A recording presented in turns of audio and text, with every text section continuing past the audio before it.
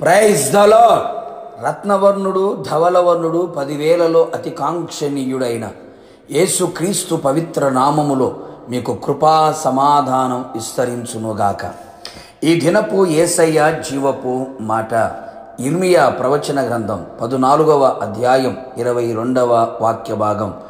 నీ కొరకే మేము కనిపెట్టుచున్నాము. ప్రతిదినము యేసయ్య వైపు చూచుచు ఆయన చేతుల నుండి సమస్తమును పొందుకోవాలని ఆశతో ఆసక్తితో ఎదురు చూచుచున్న నా దేవుని పరిశుద్ధ దైవ జనాంగమా, ఈ ఆత్మీయ యాత్రలో మనమందరము ఎల్లప్పుడూ ఆయన వైపు చూచుచు ప్రయాణము చేయవలెను. మనం ఏది ఆయన వలన పొందుకోవాలి అని కోరుకొనినా ఆయన కొరకు కనిపెట్టు వారమై ఉండాలి. ప్రతి కార్యము ఎదురు చూచి పొందుకోవాలి. చాలామంది ఆత్మీయులు చేసిన ప్రార్థనకి, భక్తికి, పరిచర్యకు, ఇచ్చే కానుకకు, చేసిన త్యాగమునకు ప్రతిఫలం వెంటనే రావాలి అని ఆశపడుతూ ఉంటారు. ఆలస్యం అయితే వెంటనే కృంగిపోతూ ఉంటారు. మరికొందరు భక్తిని విడిచిపెడుతూ ఉంటారు. మరికొందరు లోకములోనికి వెళతారు. ఇంకా కొందరు సాధారణముగా ఉండిపోతారు. మనమైతే అలాగున ఉండరాదు. కొన్ని పర్యాయములు ప్రభు మనకు వెంటనే కార్యము చేయును, మరికొన్ని పర్యాయములు ఆలస్యము చేయును. ఆలస్యములో కూడా అద్భుతమే దాచబడి ఉండును. అది మనం గుర్తెరగక తొందరపడి ఆయన మీద సనుగులు గొనుగులు కురిపిస్తూ ఉంటాం. మనం ఎంతవరకు ఆయన చేయు కార్యముల కొరకు కనిపెట్టగలము, ఆయన చూస్తూ ఉంటాము.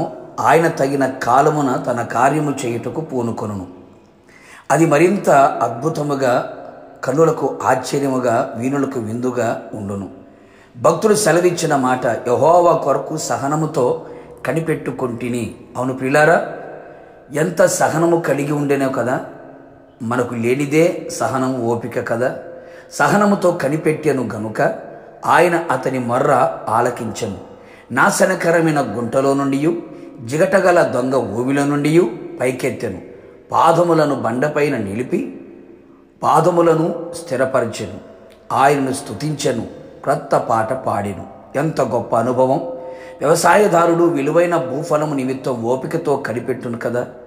ఆయన కొరకు మనము కనిపెట్టుకొనినప్పుడు మన కార్యము సఫలము చేయగల దేవుడు ఆయన తప్ప మరెవరు లేరు అని గుర్తెరగము. కావున నా దేవుని ప్రియమైన దైవ జనాంగమా, ఆయన సన్నిధిలో ఆయన పాదముల యొద్ద ప్రార్థించుచు, కన్నీళ్లు విడుచుచు, విశ్వాసముతోనూ నిరీక్షణతోనూ అచంచలమైన ఆయన మీద ఉన్న ప్రేమతోనూ కనిపెట్టెదము, ఎదురు చూచెదము.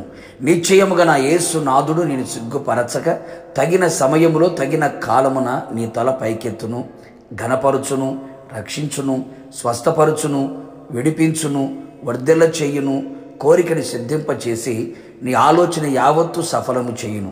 నిన్ను అన్ని విషయంలో వర్ధిల్లింపచేసి నీ భక్తికి తగినట్లుగా నీ ఆత్మను వర్ధిల్ల చేసి అన్నిటిలో అత్యధికమైన జయముని ఇచ్చి ఆయన రాకడ కొరకు ఆయన ఎదుట నిన్ను నిలబెట్టునట్లుగా నా యేసయ్య చెయ్యును. ప్రార్థన. కృపా కనికరము కలిగిన మా పరలోకపు తండ్రి, నీ పరిశుద్ధమైన పాదములకి మరొక మారు స్తుతి స్తోత్రములు చెల్లించుచు ఉన్నాం. నీ అపారమైన ప్రేమ, నీ ఉచితమైన కృప మరొక్కసారి మమ్మల్ని భద్రముగా కాపాడి ఉన్నది. అందును బట్టి మీకు స్తోత్రం. మేము మీ సన్నిధిలో ప్రభువా, మీరు చెయ్యు ప్రతి కార్యము కొరకు ఎదురు చూచి కనిపెట్టునట్లుగా కృప దయచేయి. సహనముతో కనిపెట్టే కృప మెండుగా దయచేయమని ప్రార్థిస్తున్నాం. దేని కొరకు త్వరపడక, తొందరపడక, మీరు చేసే కార్యము ఆలస్యమైన దాన్ని ప్రభు మంచి మనస్సుతో స్వీకరించున్నట్లుగా కృప దయచేయి. తగిన కాలములో తగిన సమయములో మీ కార్యము చేసి మహిమ పొంది రాకడ సిద్ధపరచమని యేసు నామములో అడిగి పొందుకున్నాము తండ్రి, ఆమేన్. నిశ్చయముగా మీరును మీ కుటుంబ సభ్యులందరూ సహనముతో ఆయన కొరకు కనిపెట్టి కార్యములు అనుభవించుదురుగాక. God bless you.